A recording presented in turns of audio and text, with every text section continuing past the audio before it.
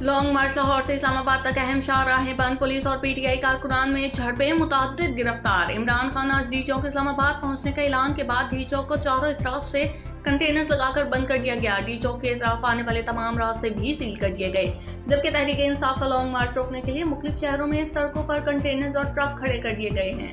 افواج پاکستان کے ریٹائرڈ افسران کے نام سے جعلی اکاؤنٹس بنانے والے شخص کو گرفتار کر لیا گیا۔ گرفتار کیے جانے والے شخص کا نام صداقت حسین ہے، جبکہ گرفتار شخص کی جانب سے جرم کا اعتراف بھی کر لیا گیا۔ لاہور میں پولیس اور پی ٹی آئی کے کارکنان کے درمیان جھڑپیں۔ لاہور میں پولیس نے پی ٹی آئی کے کارکنان کو روکنے کے لیے مختلف مقامات پر رکاوٹیں لگا رکھی ہیں، جنہیں ہٹانے کے لیے پی ٹی آئی کارکنان برقی چوک پہنچ گئے۔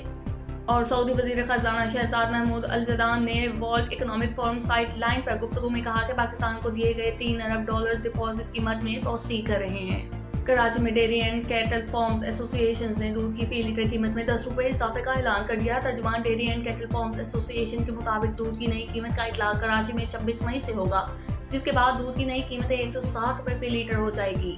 ملک میں سیاسی صورتحال کے بعد پاکستان اسٹاک ایکسچینج کا 100 انڈیکس ایک سال کے بعد 42,000 سے نیچے آ گیا۔ آج 100 انڈیکس 479 پوائنٹس کم ہو کر 41,950 ہو گیا۔ کاروباری دن میں 100 انڈیکس 718 پوائنٹس کے بند میں رہا۔ لاہور ہائی کورٹ نے وزیر اعلیٰ پنجاب حمزہ شہباز پر $1,00,000 جرمانہ عائد کر دیا۔ چیف جسٹس نے جواب جمع نہ کروانے پر وزیر اعلیٰ حمزہ شہباز پر $1,00,000 جرمانہ عائد کیا ہے۔ پاکستان تحریک انصاف کے رہنما میاں محمود الرشید کو لاہور سے گرفتار کر لیا گیا۔ پولیس کے مطابق پاکستان تحریک انصاف سینئر رہنما اور سابق صوبائی وزیر میاں محمود الرشید کو لاہور میں ان کی رہائش گاہ سے گرفتار کیا گیا۔ محمود کو 16 MPA کے تحت گرفتار کیا گیا۔ پی ٹی آئی رہنما کو نامعلوم مقام پر منتقل کر دیا گیا۔ محمد حفیظ کو کس پریشانی نے گھیر لیا؟ لاہور قومی کرکٹ ٹیم کے سابق کپتان محمد حفیظ کا کہنا ہے کہ لاہور میں نہ ہی پیٹرول دستیاب ہے اور نہ ہی کسی ATM میں کیش۔ سری لنکا کے خلاف ڈیبیو کرنے والی قومی خواتین کرکٹ ٹیم کی لیگ اسپنر توبہ حسن نے اپنے ڈیبیو میں ہی ریکارڈ قائم کر دیا۔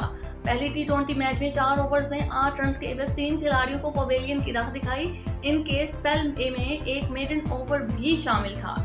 امریکی ریاست ٹیکساس کے ایلیمنٹری اسکول میں فائرنگ کا ہولناک واقعہ پیش آیا، جس میں 18 طالبے سمیت 21 افراد ہلاک ہو گئے۔ ہیڈ لائنز آپ نے جانی، اہم خبریں ایک بریک کے بعد۔